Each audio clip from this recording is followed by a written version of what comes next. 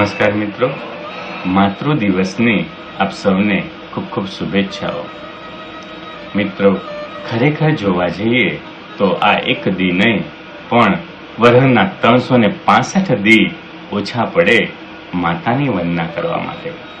અને એટલા માટે જ આપણા સાહિત્યમાં પણ કહેવાયું છે કે જનની જોડ સખી નહીં જડે રે લોલ।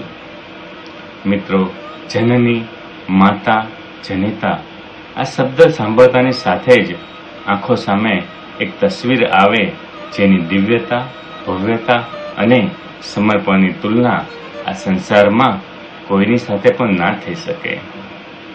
એટલે જ કહેવાયું છે કે માં તે માં, બીજા બધા વગડાના વા, એની તુલના કોઈની આરે ના થાય।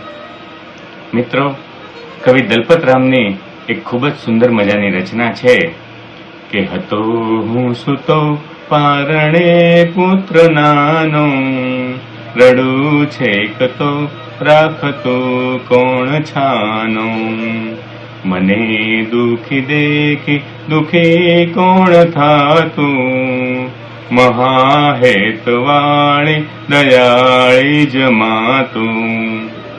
મિત્રો, આ રચનામાં કવિ કહે છે કે પોતાના બાળને દુખી દેખીને એક માં જ દુઃખી થઈ શકે અને માં જ એક એવી વ્યક્તિ છે જે બધા જ સુખો ત્યજીને, કષ્ટો સહીને નિસ્વાર્થ ભાવે દીકરાને હેત કરી જાણે।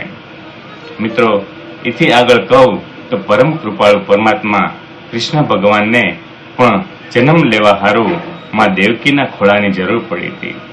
અને એક કાનુડો પણ કેવો સાહેબ નસીબદાર કે જેને બે માના પ્રેમ મળ્યા, એક જન્મ આપનાર દેવકી માં અને બીજી ઉછેરનાર યશોદા માં।